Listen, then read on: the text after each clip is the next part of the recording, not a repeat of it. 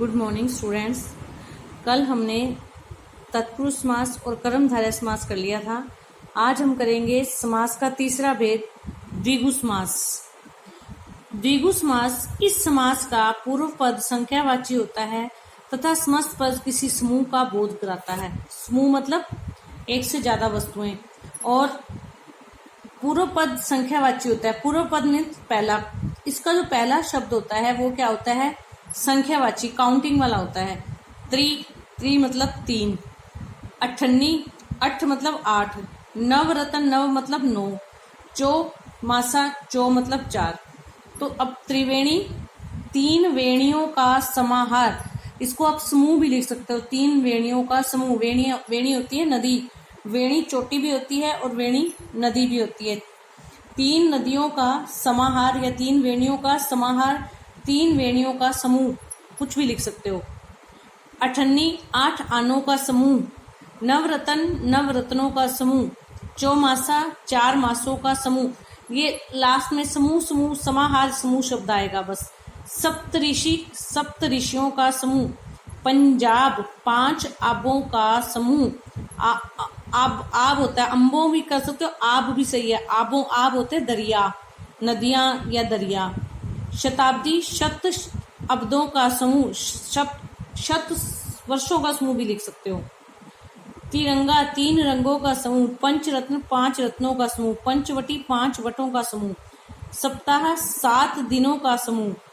सतसई, 700 दोहों का समूह। सतसई, 700, ई मतलब दोहे, 700 दोहों का समूह। त्रिशूल, तीन शूलों का समूह।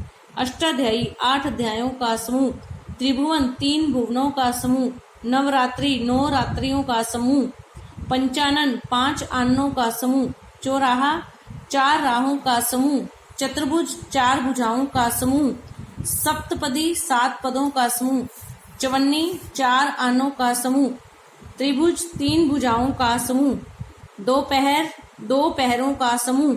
त्रिफला, 3 फलों का समूह। इस प्रकार इसका पहला पद जो होता है वो 1 2 3 4 काउंटिंग वाले जो शब्द होते हैं उनका होता है।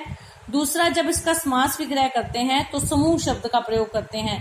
5 आबों का समूह, त्रिवेणी, 3 वेणियों का समूह, इस तरह से। अगला है अव्ययी भाव समास। अव्ययी भाव समास में क्या होता है? पहला पद जो है वो अव्यय होता है। अव्यय मीन्स जो एक वचन के साथ प्रयोग करो, चाहे बहुवचन के साथ प्रयोग करो, चाहे फीमेल के साथ यूज करो, चाहे मेल के साथ यूज करो, वो एक जैसा ही रहता है। जैसे एक शब्द है प्रति, ये अवयव है। प्रति, वह प्रतिदिन सैर पर जाती है, फीमेल हो गया। वह प्रतिदिन सैर पर जाता है। हम प्रतिदिन सैर पर जाते हैं। वे प्रतिदिन सैर पर जाता है। वे प्रतिदिन सैर पर जाते हैं। वह प्रतिदिन सैर पर जाता है। सिंगुलर, प्लूरल, एक वचन, बहुवचन, स्त्रीलिंग, पुल्लिंग, किसी के साथ भी प्रयोग करो, उनमें कोई परिवर्तन नहीं आता, वो कहलाते हैं अव्यय। अव्यय 6-7 अव्यय हैं जिनका प्रयोग होता है। इसमें है यथा, दूसरा है प्रति, तीसरा आता है बे, चौथा आता है आ, पांचवा आता है ब, बखूबी, बदौलत, ठीक है। और यथा, भर, प्रति, बे, ब, ये सारे जो हैं ये अव्यय शब्द हैं। अब जैसे यथामति, मति के अनुसार, मति होती है बुद्धि, मति के अनुसार, यथा का अर्थ होता है अनुसार, मति के अनुसार। प्रतिक्षण, हर क्षण, प्रत्येक क्षण। प्रतिपल, प्रत्येक पल। यथा विधि, विधि के अनुसार। मैंने आपको बोला ना, यथा का मीनिंग के अनुसार होगा।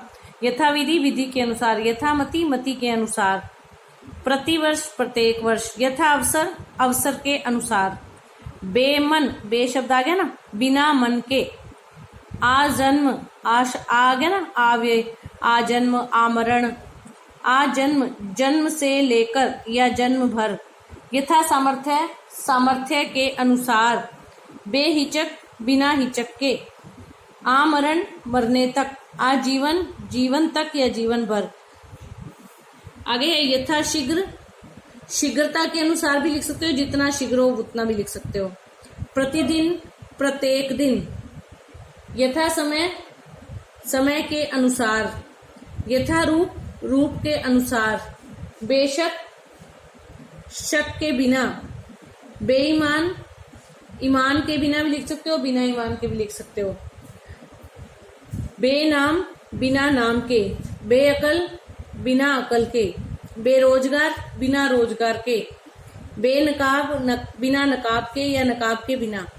दिनों दिन, अब इसमें एक और भी आता है, दो शब्द एक जैसे हों, दिनों दिन, रातों रात, हाथों हाथ, बातों बात, बीचों बीच, घड़ी घड़ी, पल पल, घर घर, गांव गांव, तो वो भी क्या कहलाएंगे? अव्ययीभाव समास। नेक्स्ट है इसका बहुव्रीहि समास। इस समास में दोनों में से कोई भी पद प्रधान नहीं होता, दोनों मिलकर एक तीसरे अर्थ की ओर संकेत करते हैं। जैसे षडानन, षड आननों का समूह, या ये तो आ जाएगा उसके अंदर, द्विगु के अंदर। अब ये जो षडानन शब्द है ना, कई शब्द ऐसे होते हैं जो द्विगु में भी आते हैं, बहुव्रीहि में भी आते हैं, कर्मधारय में भी आते हैं, लेकिन उसका जो समास विग्रह करोगे उसी के अनुसार उसका समास होगा। षडानन, षड आननों का समूह, तो ये हो गया द्विगु समास। अब अगर इसको बहुव्रीहि में करना है तो षड है आनन, जिसके कार्तिकेय, भगवान शंकर के एक पुत्र हैं कार्तिकेय, उनके 6 मुख हैं, तो उनको कहते हैं षडानन। ये ब्रैकेट वाला लिखना जरूरी है, इसके बिना ये सही नहीं होगा। कमल नयनी, कमल के समान नयन है जिसके, ब्रैकेट में सुंदर स्त्री। तीसरा अर्थ देना है, किसके नयन सुंदर है? सुंदर स्त्री के। किसके 6 आनन है? कार्तिकेय के। ब्रैकेट वाला आंसर देना जरूरी है। अंशु माली, अंशु है माला जिसकी, किसकी? सूर्य की। अंशु का मतलब होता है किरणें। मृत्युंजय, मृत्यु को जीता है जिसने, अमर व्यक्ति। अजात शत्रु, शत्रु पैदा नहीं हुआ है जिसका, विशेष योद्धा, युद्ध करने वाला एक वीर जिसका कोई शत्रु पैदा नहीं हुआ है। दशानन, 10 है आनन जिसके, रावण। अब ये तो बहुव्रीहि हो गया। दशानन, 10 आननों का समूह, तब ये क्या हो गया? द्विगु। 10 है आनन जो, तब ये क्या हो गया? कर्मधारय। कर्मधारय में विशेषण विशेषण संबंध होता है ना, 10 है आनन जो, तब तो ये हो गया कर्मधारय। 10 आननों का समूह, तो ये हो गया द्विगु समास। 10 है आनन जिसके, रावण, तो ये हो गया बहुव्रीहि समास। आज इतना ही करेंगे, बाकी हम इसका जो बुक वर्क और एक पार्ट रह गया वो हम कल करेंगे।